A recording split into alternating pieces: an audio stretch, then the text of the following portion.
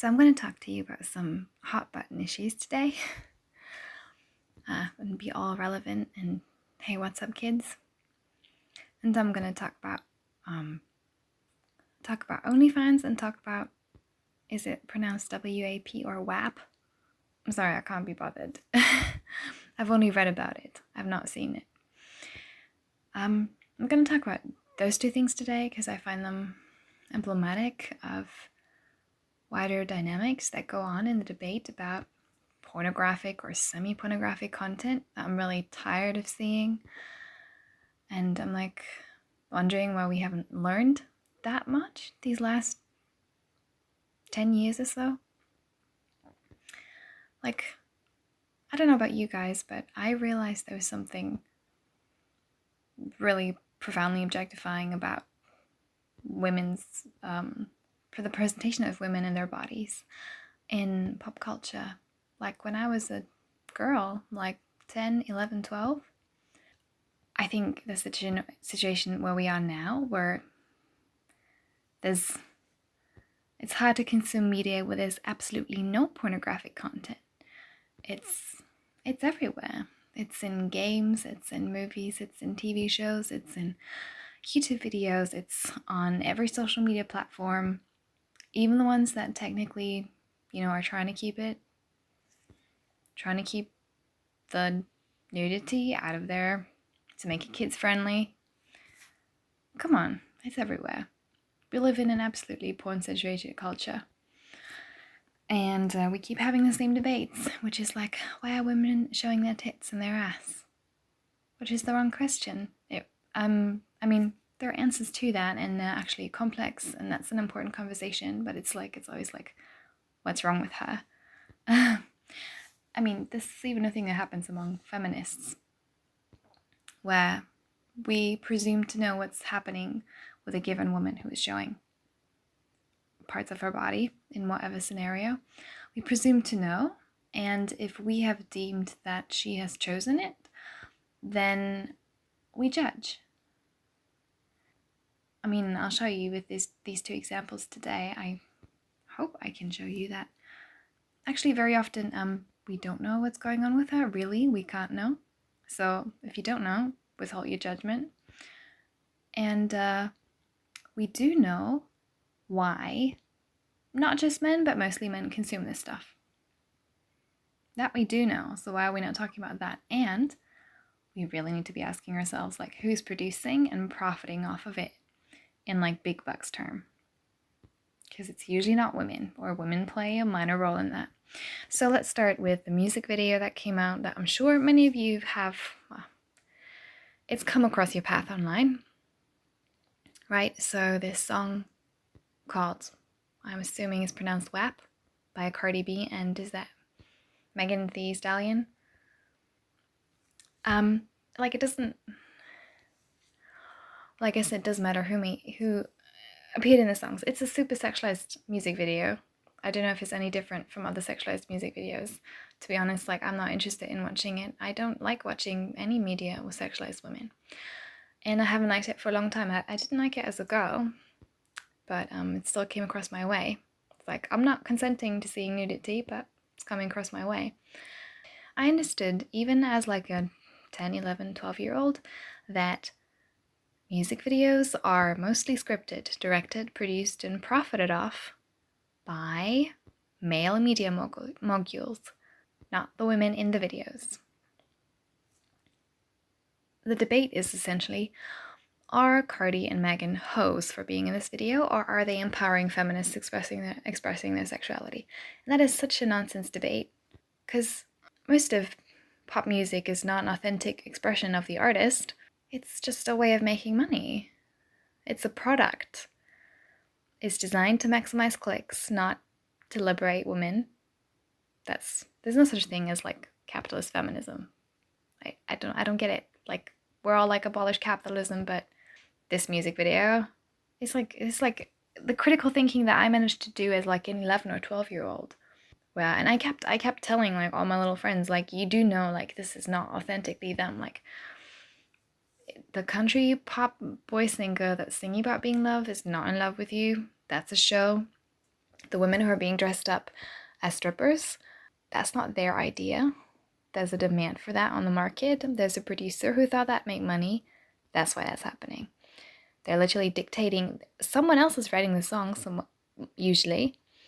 Someone else is writing the music, someone else is directing it, right? So, I mean, maybe I'll talk about what it meant to be a little girl seeing all this media another time, because it fucks with you. Like, even though you know this stuff, it still fucks with you. That's why images are so powerful. You can rationally know that it's fake, that it's staged, that it's misogynistic, and some part of you is like, do I need to be like that? Yeah. So, if you're on Twitter, I recommend a thread on this video by @WomenReadWomen or Women's Voices. Like, they're really summing it up. The harm of these videos, independent of who made them and independent of whether the female artists agreed to be in it and be presented in this way, or even if it was their original idea, which in this case, I mean, there's a lot of men on the team. I'll be talking about that soon. Objectification is just flat out bad for women and girls. It's a matter if we consent to it.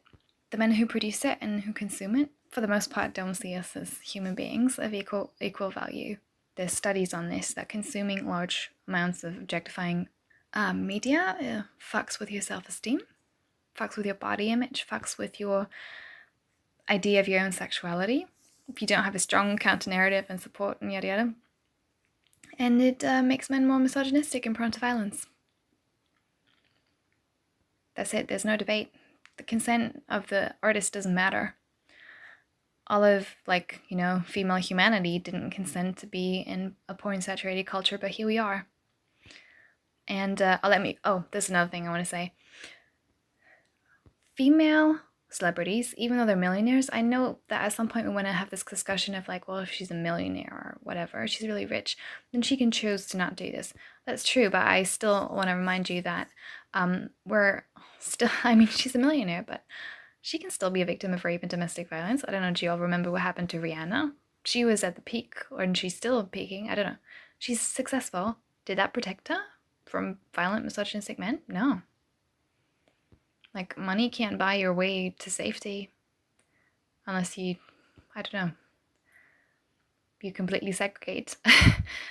No, like, I don't want anyone shitting on Megan or Cardi or any other female artist. That's so old and tired. Who knows what it's doing to their own body image to be in these videos? Like, we don't know. We can only speculate, right? I did have a little bit of a tangent thinking about this, thinking about, can I think of anything where, like, men were taking off their shirts? Because it's always this like, big experiment. If men are doing it, then if they're not doing it, then it's probably not empowering. There is objectification of men. It's not the same as women, right? I realize that. Objectification of men is like, you know, with muscles, and it's more of a power thing usually, but there's some... Okay, I know. South Korea is really incredibly misogynistic. Even if boys wear eyeliner, it's still patriarchal. I really realize all that nuance, right? But still, I want to say that the only time in my life that I've seen women talk about men in a way that I really found shocking and disturbing was women talking about male K-pop performers who are really, really sexualized, who are really like forced to be thin, forced to be fit, forced to have perfect skin and plump lips, and right, and big eyes and perfect hair and perfect toned bodies. And so like, let me be clear, in this world it's mostly women who suffer from it, but it's a dynamic that can sometimes catch men too, and when it does, we can see the disrespect it breeds. Like, I was a K-pop fan myself in the past, but one of the things that really turned me off was like young women and girls talking about men like they're objects and sexual playthings. And the chance that a female fan is like gonna, I mean, no, there have been actually fans that do really crazy, disturbed things, and that's my point. If you make media that's that objectifying, where the consumer thinks that's my toy, that has real life consequences. And because it's mostly women being presented in that way and mostly men consuming it, that's where most of the stuff happens. But it could happen to men too. That's what I'm saying. It's always the female artist who's like pushed to the front, who is the face of the company. But behind her are men. I mean, the most extreme example might be like, do you all remember what happened to Kesha, who was literally raped by her music producer? We don't know how many music producers are like being literal pimps out there. I'm not trying to accuse the men that I'm going to talk about here of doing that, but you know, it's men producing and profiting off of softcore porn, which is what a lot of music videos are.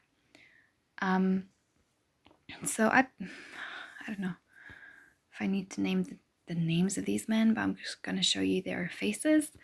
These are the guys, like three of the guys helped write the song, and then the white guy, he's the music video producer. So like everyone's talking about Cardi and Megan and what might be wrong with them and like why are they such whatever. While these guys revel in comparable anonymity and they make the big bucks. Because like when a female artist gets too old to be in the business, she has to leave. She can't reinvent herself repeatedly. But these guys get to stay. You can still, you know, be a songwriter at 50 or 60. Because it's not your face on the posters. Overall, the debate being framed as are women in music videos and objectifying music videos hoes or feminists misses the mark by a mile. The questions are, what are men doing? How are they getting rich? Why are they all clothed? Are men preventing female artists who don't want to sexualize themselves? Are they preventing them from succeeding? Right? And then like what impact is it having on the consumer, the male consumer, who doesn't identify with the woman in the video, but as the onlooker? What does it do to his thinking and his behavior? That's the debate we need.